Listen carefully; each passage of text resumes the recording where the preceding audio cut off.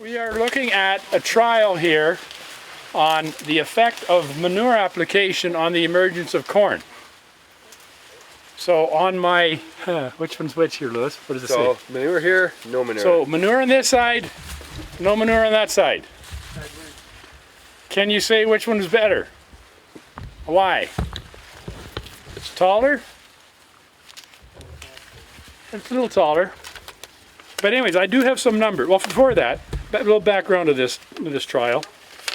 Over the years of my scouting cornfields, especially cornfields that get manure, I've kind of noticed that the population never seems to be where you want it to be at.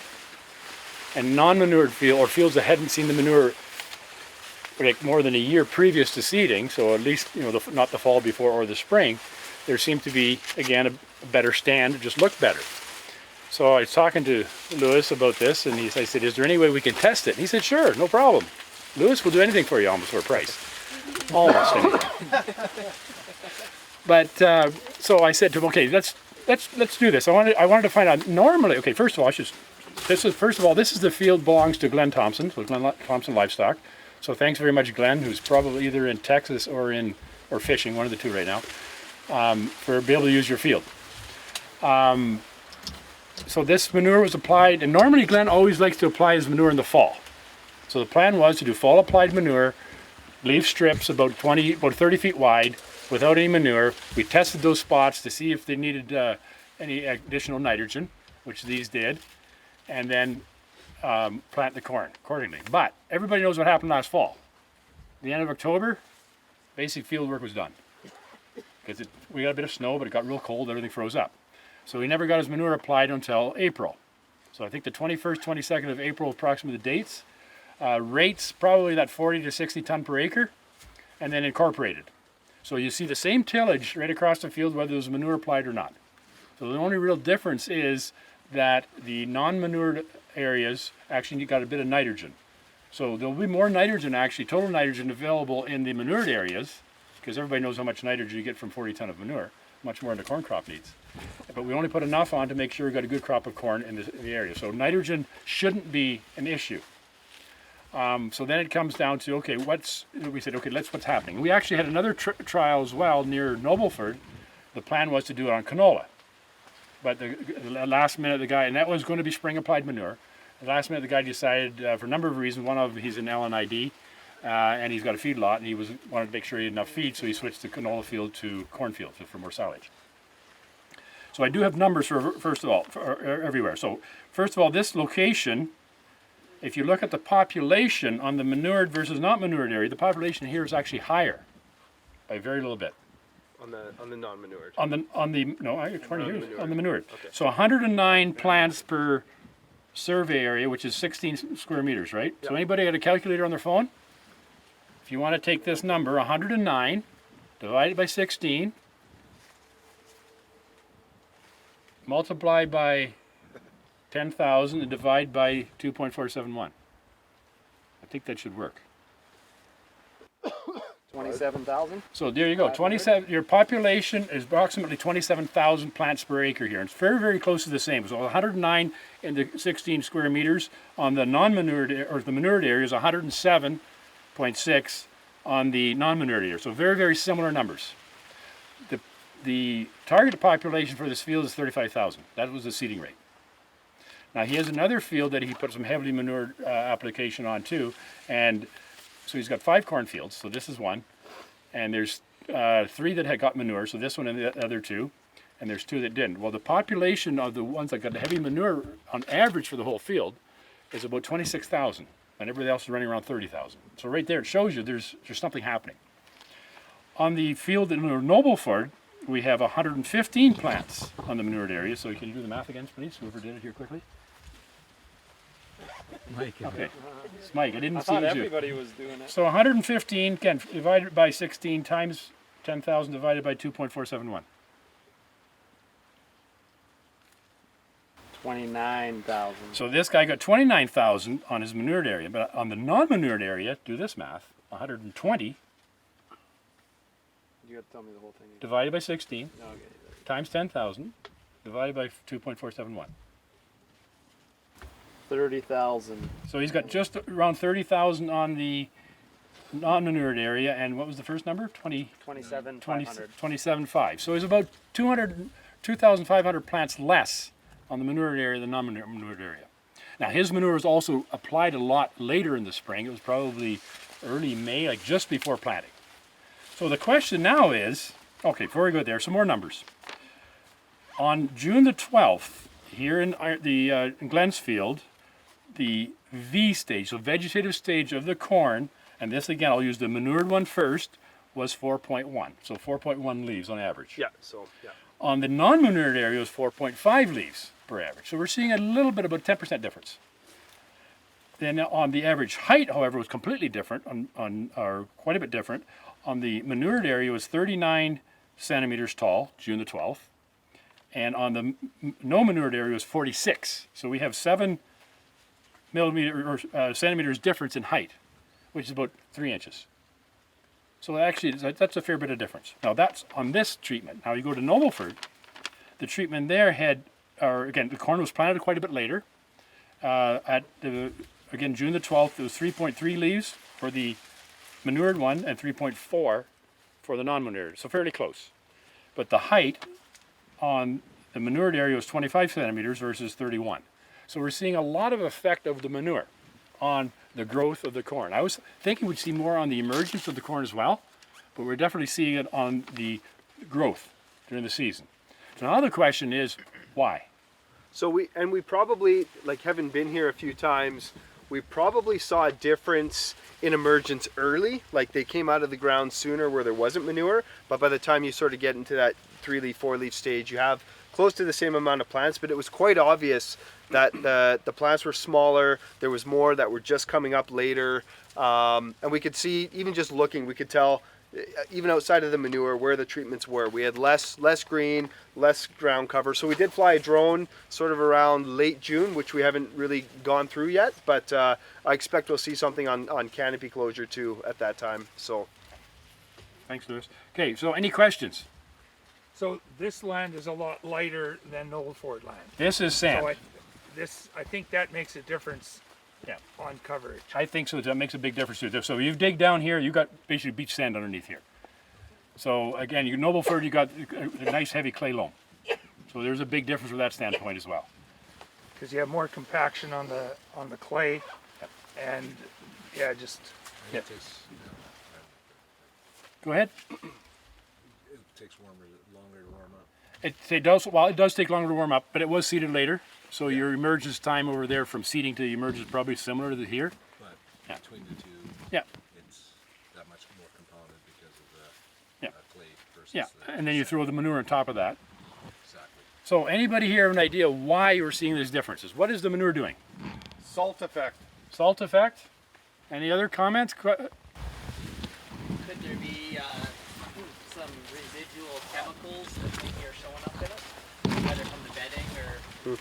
That's one I never thought of, but that's a good point. Could there be some physical effects? Big lump, more lumps? Yeah. Is it just laying on the? The manure was incorporated in both cases, because you have to do that. Very well, or What's the rotation? This field, corn, cereal of some sort of. probably cereals. This one doesn't get a seed canola, so it's not into seed canola. So it'll be a corn cereal rotation here. Yeah. He does rent out some land to his neighbor for seed canola production, but they don't like this field for some strange reason. It's not an end tie-up because it's breaking down manure versus the other side, is it? No, because your carbon nitrogen ratio is not that high in manure. It's actually quite low compared to, like, if it was straw, absolutely. Like we see that swathing effect a lot of times with in fields, yes. But no, with manure you won't see that. I don't know what the answer is. I think it's just staying a little cooler. It's shading it a little bit more and trapping the moisture down there and keeping it cooler longer. Yeah. So cooler, longer, all those sort of things. Now, and like any good scientist, when you do a research project, you always find other things you want to do research on. So, Lewis, you're going to be in business for a long time here. Because we got all these other things to figure out why. So the question then is, okay, we see something's happening. Now, how can we stop it from happening? So should we look at maybe composting the manure? Should we do a better job of incorporating the manure? Should we not putting manure on before corn? I don't know if I want to put it on before barley because then you're going to scrape the ground and take it off. I was really hoping to do the canola one. Maybe next year we can do the canola one to see if there's an effect on canola. I've seen effects on canola, especially spring applied manure. It's not looking good. So again, I want to see the numbers so we can do it. So what are we losing by doing this? So what's the cost to the producer? Are we going to have, and hopefully we're going to take this to yield one way or another, either with the harvester or we'll do it the hand method. And then we can actually measure the loss or the actually effect of the two treatments. If it's, you know, there's really no difference in yield, as far as I'm concerned, no sense in continuing it because it don't matter. But if there is a difference in yield, then we'll do some more research and trying to figure out what's causing it and then be able to find ways of overcoming that. What kind of planter? Like, it does seem there's a lot of mortality here Yeah. in the rows. And normally, if you look at the same planter on fields that don't get manure, the mortality is a lot less. Like even here, this was, what was the numbers here again? 26. 26. Yeah, 26. They weren't that different once we got Yeah. later in the season. Yeah. So like survival was pretty good, but like early emergence was more noticeably different. But so it's the survival was not that much different, but and you're later on you're seeing that it's not caught up at as far as Yep. there. Yep. But they always say if a corn is out of the ground, like I guess ideally you need to check the emergence every day, and then put a flag by it. And if there's more than 2 days, then it's classified as a weed. On grain production, silage is not as, of course, but it'll translate. Well, there's no question the native brings a real good point. Corn does not like competition. So if there's any competition, so if there's one corn plant ahead of the other one, the later one is definitely going to lose. And so we want it all coming out at the same time as closely as possible. But that's a trade-off between waiting for your soil to warm up enough and do we have enough growing season to get to the end. So there's a bit of a trade-off there too. And then some people don't like watering corn, get water out of the ground because it cools the soil off. You know, at the same time, if you don't have good seed and soil contact, you're going to have the uneven emergence. So what's worse, the uneven emergence or cooling the soil off? So you always have these trade-offs in any crop, but in the corn as well. So. A couple thoughts on things. Maybe I'm not sure you're measuring them or not, Lewis, but just a couple things I'm noticing in the plants. Like there's a lot of this kind of either tillering or secondary growth on some of these plants. And so I'm not sure if you guys have measured that difference between the manured or not, and if you're looking at the number of years, because we've seen in some of our other trials where that could have an effect too, maybe on if you're getting some plants where if you count 100 plants and see if they all have 1 ear or if they're getting multiple ears. For those who didn't hear what Mike just said, he basically said, what about measuring and looking at tillers and ears? So this is definitely an observation or a measurement we can do later in the season, is to see if there's more tillering or less tillering, or tillers that actually produce an ear, you know, and made more than 1 ear on the main stalk as well. All those sort of things can be measured. But you know what it still comes down to is the yield is tons, because this stuff becomes beef. So the more beef you can grow per acre, the better off you are. Now, in saying this, like we had a good year this year, do you think that if you had let's say you didn't really notice too much of a difference on yield this year, would you look at it again and hopefully maybe next year we have more of an average year that it could potentially show up? Because well, absolutely. I would love to do the trial again next year. I would love to find a field where we actually do fall applied manure to see if you can see the same effect. But yeah, the more treatments, the more times you do the research, the better your numbers are. So yeah, absolutely we want to do it again. Maybe have to expand it if we could do 2 cornfields and 2 canola fields, but we'll see how it goes.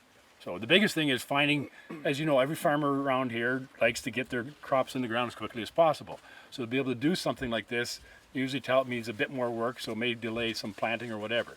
It's usually not too much, but again, it's one more thing. And then harvest time again, if we want to take it to the yield, you know, harvest time usually you want to get going and get it done. So all those sort of things you have to balance off. The nice thing about it is both of these producers, this one and the other one is Green Atlantic Cattle here in Nobleford, saw the same effect in the cornfields that I did. We talked about it. So when I talked about doing this research, they were more than agreeable to do it because they knew the issue was there was an issue in the field. So let's find out what the issue is and how the best way to deal with it. How was the uniformity between the two? As far as seeding, spacing, Like, no, did they emerge uniformly or were there splits in growth stages? Yeah, it wasn't more uniform for without manure. yes, That was a big thing we noticed early. so that was the question was there any difference in uniformity of emergence? And yes, the no manure one, the emergence was more uniform. Now, interesting enough, on the Knowlford one, the strips go along the field and runs into the dry corners. And I noticed on the non-manured strips, the manure was actually coming out of the dry corner. It was actually emerging, where the manure strips it wasn't. So that, I think, goes back to the salt effect that I think Ken mentioned. Is the amount of salt that's in this manure, because you already have an area that's probably fairly high in salt anyway. There's dry corners that don't grow much and always get lots of nutrients in manure because they spread the manure there as much as anywhere else. So yeah, you see the effect actually seems to be a little bit worse there. So that kind of gives you a clue of what one of the causes might be. Any more comments, questions? So when you're spreading manure in both places, it's bedding pack and non-bedding pack material, right? Like it's the whole pen. Yes, it's the whole pen. So, and Yes. again, there's no composting going on. Some of it's stockpiled. Yes. This one I think was stockpiled. The other one I think came straight out of the pen, Okay. And then, which may again make it even worse, right? yes. So yeah, the whole point, will composting, reduce the effect. It's possible. So I have a feeling that some things could tie up with the bedding pack portion of it. Yep. With the carbon nitrogen ratio. It's not as high like you mentioned, but if you look at chicken manure, which is a lot less carbon nitrogen, you typically don't see those effects near as much. Yeah, and it comes down to what are you using for bedding. Exactly. That's right. If you're using straw versus wood chips Wood versus chips was, wood chips is always worse, right? That Because was you're 100 to 1 Yeah. carbon nitrogen ratio. Exactly. That happened in the 90s. yeah. So I mean, all those things have to be taken into account. But again, the first question was, what is the difference in the two treatments, in as far as value to the producer? Once we measure that, then all those other things, if there is enough of a value difference, then it's worthwhile doing the rest of it. If there's not much of a value difference, we'll just, hey, it was fun doing it, and we'll move on. So was there any compaction differences or emergent differences where the trucks went on, because you wouldn't have had trucks on here and you had trucks on here in the spring? Yeah. So that'll be tough to suss out exactly. So it was worked after the trucks. So like it was spread on it and it was worked. But yeah, that's still have that's lower definitely a factor for sure. Yeah. Yeah. So for those you didn't hear at the back, the question is, what about compaction from the trucks? So obviously we didn't run the trucks across the non-manure area, and it was worked well afterwards. But compaction can get fairly deep, so compaction might be an issue. Again, once we know the value of the difference, we know whether or not it's worthwhile looking into more of these things. But good questions. You would have noticed emergence patterns from the compaction though. So Yeah. is it the difference in emergence, was it sporadic, or could you actually see lines in the field? The density that the trucks are going, I don't know that you would see patterns Yeah. because they're going like Wheel on wheel. yeah, wheel on wheel on wheel, right? So I think that would be hard to see. But when we saw lower emergence, I wouldn't say we saw patterns in it. Hey, it was just kind of you could just see more ground space between the corn there, and when you got in and looked closer, you could tell that there was definitely noticeable plants that were behind, but they weren't in rows or any pattern that we could observe. So going in the fall and checking for the number of cobs per 100 plants or ears, it's a cob. No. Where I come from, it's a cob. Cob is the center. That's the stalk. No. Anyways, we'll talk about that later. I'm the one that's talking here, not you right now, so what I say is right. Tell But me wrong. the number of ears for Adrian, just so he shuts up, the number of ears that are per plant, and then the size of the ear would be interesting to do as well, if there is a difference. And then the maturity of the ear. Because if the corn plant has come out of the ground 2 days later, like Adrian's alluding to earlier, what does that do to the actual yield of that plant compared to the rest of them? I know there's somebody did some of that work, I think it was in Ontario, they just went out and flagged them, and they found there was like some of those plants didn't even produce an ear if they were 3 or 4 days We've done it behind. over here too. Yeah. Yeah. If you get cooler spring going too early, and they emerge within. We did one trial that emerged over, I think it was close to 2 weeks, and they didn't even mount to hardly a plant, let alone produce an ear. Yeah. And I think he got a snowstorm after that, or a rainstorm to shut down for a week, and all of a sudden it got a lot better. And then the newly seeded stuff after that was 2 days between the first and the last. Good. All right.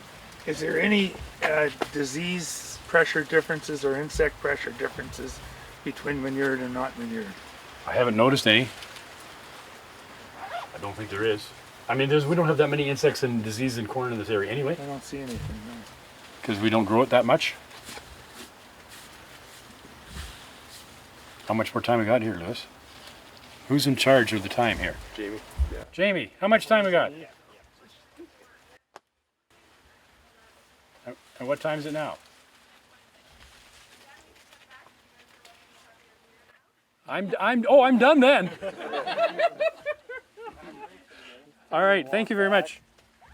Thanks, George. Thank Glenn Thompson when you see him for being able to come to this field and for doing this.